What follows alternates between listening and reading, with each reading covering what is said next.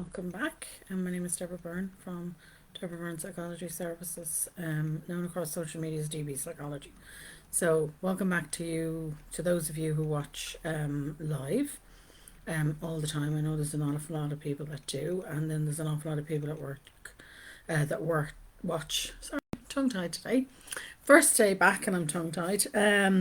Watch live on replay. They watch the replay either here on Facebook or on YouTube. So, hi, Happy New Year, and I hope Christmas and the New Year, the holidays were good, and that you are thinking about maybe setting a goal or two, and that's what today is all about. But it's about taking it back to basics, which I love. Particularly when we start to feel off kilter, I always say to people, go back. Are the basics in place? What have you dropped from the basics? Let's get you back on track. Let's get back on track, because when we get back on track, then we can build up from there. We can build out from there, and we can, it makes life a little bit easier to deal with when we have our basics in place. It's our collapse point as well. I've talked about collapse points before. So this is our collapse point. That's what the basics are all about. Having that, below this, I won't let myself go. These are things I have to do for myself. So that's what we're talking about. It's kind of like having that rocky foundation on a house. It's going to fall down, okay? So, in terms of us as human beings, we'll have unhealthy boundaries, negative self-talk goes up, our mental health, our physical health is generally, suffering, and we're ignoring ourselves. We are ignoring our own basic self-care needs. And this is what we need to do. We need to meet these needs every week. So what do I mean by that? Well, there's a lot of things, so please bear with me. There are a number of foundations in the house called you that you need in place. The first one, as always, I say is that you have a toss up between sleep and meditation. It depends on which one you want to work on first. Sleep is good if you can work on that as the first one, or meditation, and then that has a knock-on effect of working on your sleep. So number one, sleep. You do really need between 7 and 9 hours sleep, okay? Anything less and you're going to start running into many problems. I've talked about sleep before, and how a good night's sleep can aid us to more productive. Our memories improved, because we can get brain fog and not realize we have brain fog if we're not getting enough sleep. Our attention span, our ability to focus goes off. Our stress levels go up, our inflammation levels can go up. All of this can be affected if we're not having enough sleep. And there are a lot of benefits then when we do get enough sleep. So I've discussed this in more detail before, so do go check that out. But there are 11 tips I've given in a video on how to get a better night's sleep. So sleep is your priority. That's maybe your goal for this year. If you can prioritize your sleep for the next month, 2 months, and that should be your goal for the first 2 months of this year. And if it's one of the kids, their sleep routine is off, then please try and make that a priority. So that's the first tip I'll give you. Go check out the video. There's a link in the original, in this blog for this video. Go and have a look at it. Have a look at those 11 tips. Go watch the video for that, and try and make sleep your goal for the next couple of months. If your sleep is fine, then I would then look at my eating patterns. I'm not talking about diet. I'm not talking about cutting back on sugar and things like that. I'm talking about just eating on a regular basis. So having at least 3 meals a day, or 5 to 6 smaller ones. Please have a look at that. Please speak to your doctor if you feel that your nutrition is off. Speak to a nutrition or a dietitian if you need to. Have a talk with them before you make any changes. But even try and get in the habit of, okay, maybe I'm skipping breakfast. I've gotten into the habit of doing that, getting that back into place. That's what I'm talking about here. Eating regularly. Okay, so your blood sugar levels don't drop. Your your caffeine and your cravings for chocolate and things like that doesn't go up. We have a habit of skipping breakfast or skipping lunch, trying to work through lunch so we can keep up with work maybe. And even people that stay at home, stay at home parents can still skip breakfast and lunch.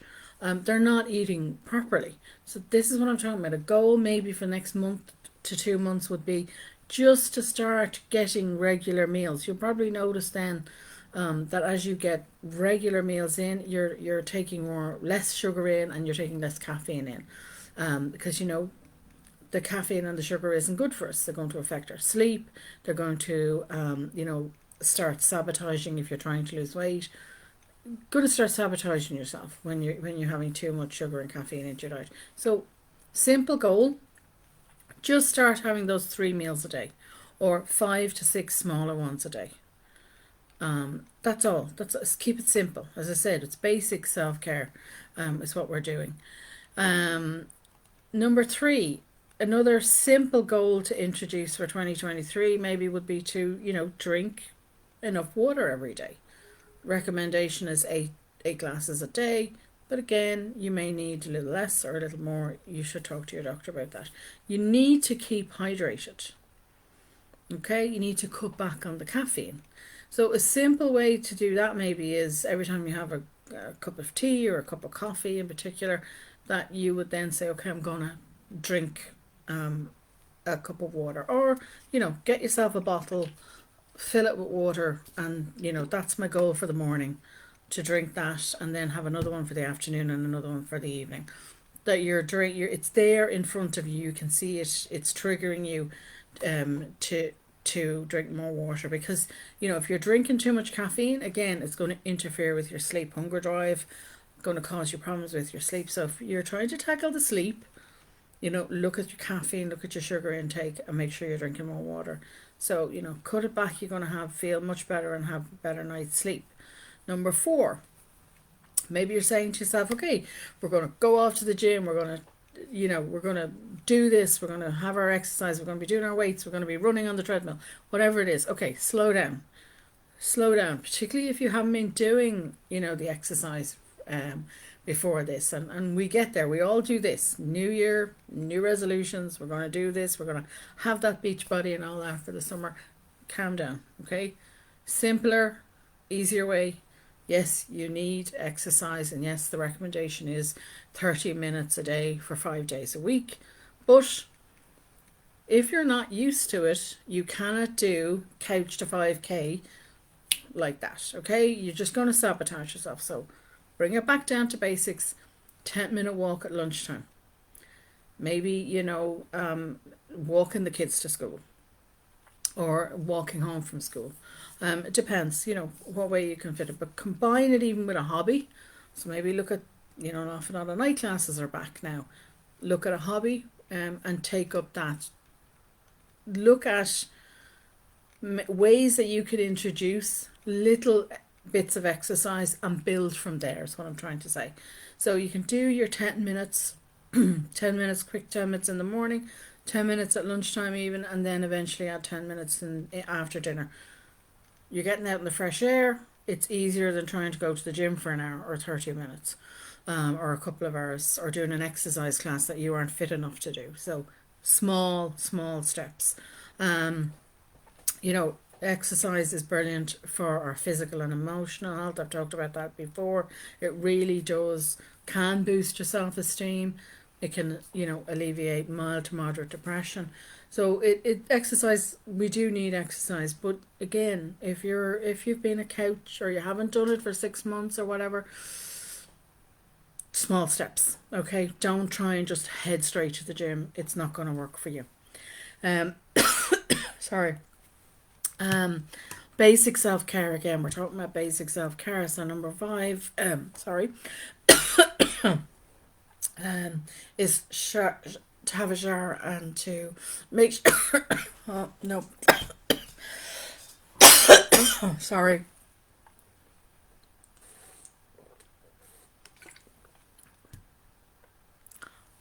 not used to talking again. This is what happens. Showers and clothing. This is about, making sure you're looking after your own basic hygiene, or monitoring it.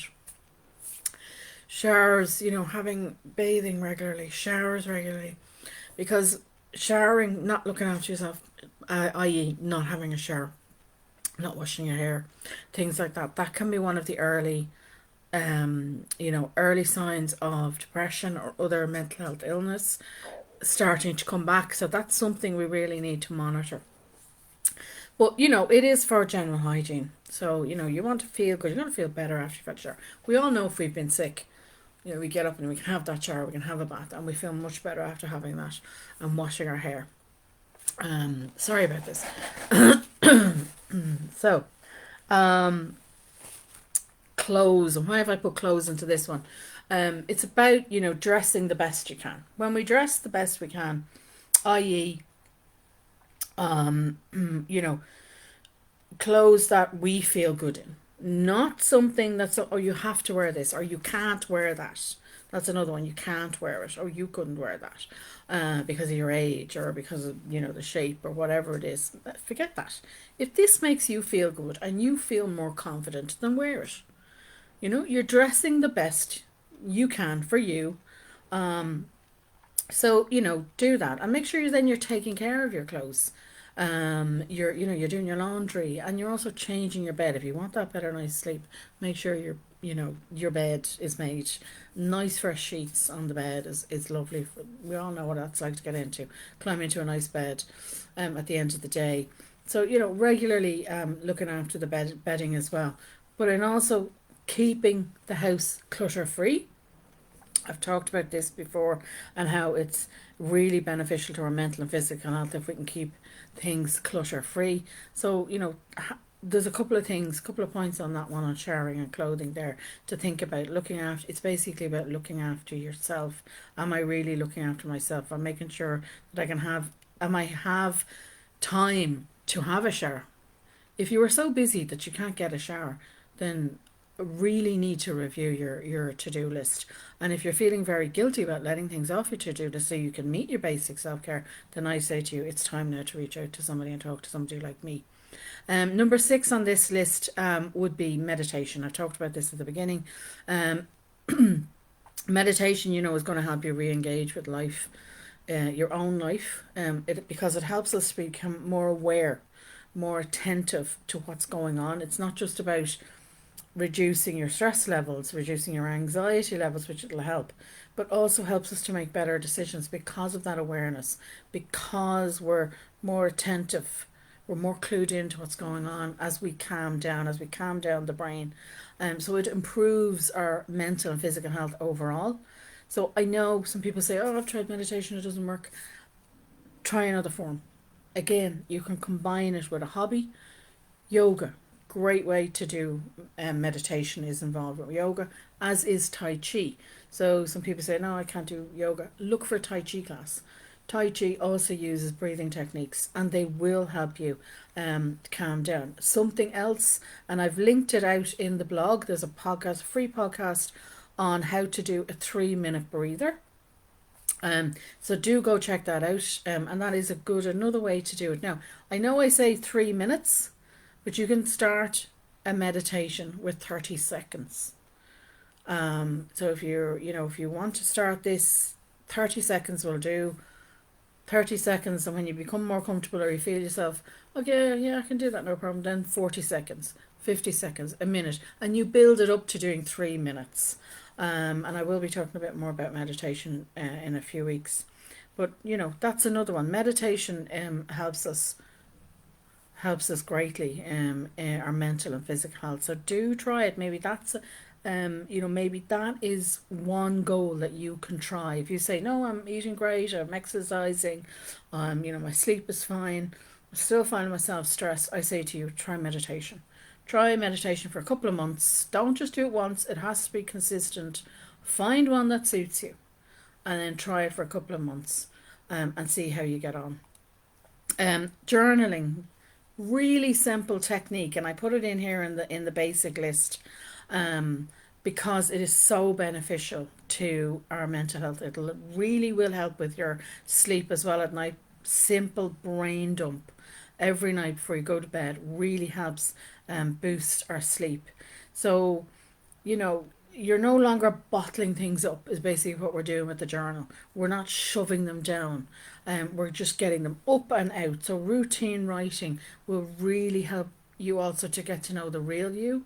So again, like meditation, you're becoming more aware of yourself. You're also becoming more aware of how you're talking to yourself. You're becoming more aware of the different situations that you have to deal with every day and the people. So that just that brain dump at the end of the night, getting everything out that you is on your head, is in your mind, worrying you. It doesn't matter. Start with the shopping list. Start with how you feel. Start whatever it is at the top of your mind. Just start writing it down. Give yourself a 10, 15 minutes maximum. Just write it all out, and get your self awareness. Heightened. Get better aware of how you're talking to yourself, because when you become more aware of how we're talking to ourselves, then we can start to challenge it. Then we can start boosting our self-esteem and positivity. And getting it all out really does help us sleep. And if you can finish it up with the 3 things you're grateful for at the end of that writing, then that's also going to boost your mood. And it's a really good booster. The research is showing us that, showing gratitude, just simply writing 3 things we're grateful for, can be the same thing every night if you like, until you get a bit more confident with it. And then that will boost your mood and keep it boosted for longer than any other technique that we will use. Number 8 on the list for basic self-care is to have and surround yourself with a positive support team. Now, I've talked about this before. There are 4 types of support you need: emotional, tangible, informational, and social. A lot of people will fit into all categories, or they might fit into emotional, say, and informational. It depends on how they're helping you. But the key is they have to be positive. They can be your friends, your families, they could be your colleagues in work, they could be professionals that you need to reach out to. But it is really vital that you support yourself with these positive people and start to increase the time that you're spending with those people in order to decrease the time you have available for any of those negative vampires, which we want to try and eliminate or delete or minimize contact with as much as possible. Other ideas, I'm coming up to the end now, I promise. Other ideas that you might like to consider would be, as I said, taking time for your own interests and hobbies.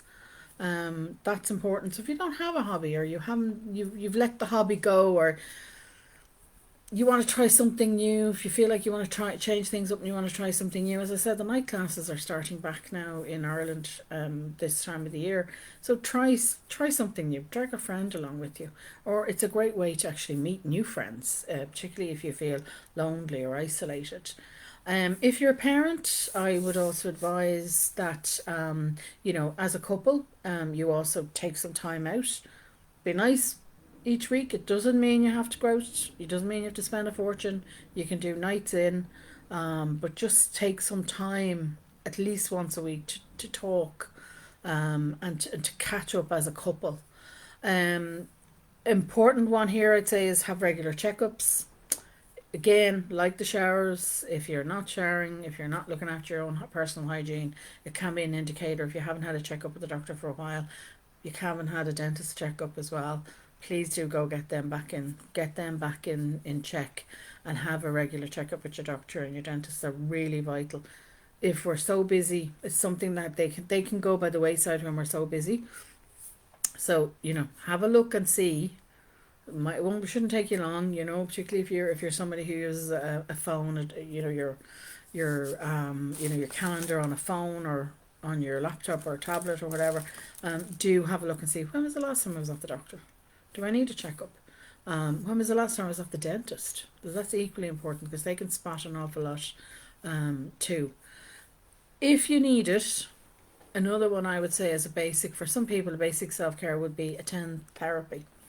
You reach out for help, in other words. It can be group therapy, it can be one-to-one therapy, it could be family therapy. Also, there are recovery groups. Is a time that I sought out a recovery group, any of the 12-step programs. Really good. It doesn't mean that, there are recovery groups there, 12-step groups there for codependence, for people who are involved with addicts. Go to one of those yourself if you need it. That's part of looking after you, your mental and physical health, because if you're living with somebody who's an addict, it's highly stressful. Um, so please do attend a recovery group. Last one on this would be, to use appropriate self-soothing techniques.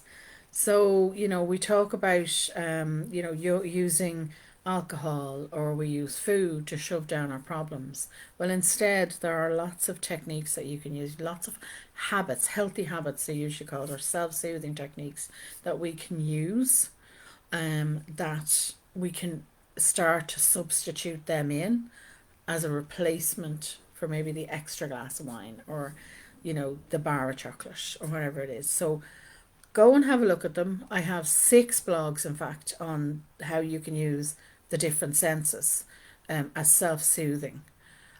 So do check those out. There's videos to go with them, so have a look at them. You'll find the link in this blog in the description below. So go have a look at those 6 blogs and find something that you might like to use to soothe yourself rather than shoving down the problems. Better to get them up and out, better to talk it through. Again, your positive support system can help you here, your doctor and a therapist can help you here. If you find you're missing some of the basics, then I would suggest, instead of going for that, aiming for that massive goal, that big goal, okay, I would say bring it back to basics. Try to introduce or adopt one of these as a new habit. Get them cemented into place, and then add another one from the basics until you have the entire foundation built. And from there, you'll find you're feeling much more balanced. Your mental and your physical health basics are being met, and therefore then you can go for the bigger ones. You can go for the bigger goals. If you want to do a step-by-step guide, if you want to use worksheets and that, then do check out my book. One of my books, The Building Blocks of Self-Care, is up there. You can have I have several books now available. So there's also one on forgiveness, and there's one on journaling. So if you wanted to start journaling and gratitude journaling, then that's available as well to purchase up on Amazon and on my website. So go and check those out if you want the worksheets, you need help, you feel you need, okay, I want to get these basics into place. These worksheets will take you through a step-by-step process to actually do them. So that's it for this week. I'll be back as usual next week. I'll be bringing it all back to basics for the next few weeks, because I want you to start looking at ways that you can introduce maybe small habits that'll give you success, give you a win, and then you get the motivation to keep going on to the next one and the next one. So thank you for listening as always, and I will talk to you next week. Do check out the blog. It's linked in the description below for more information and for other links that you might need. Thank you.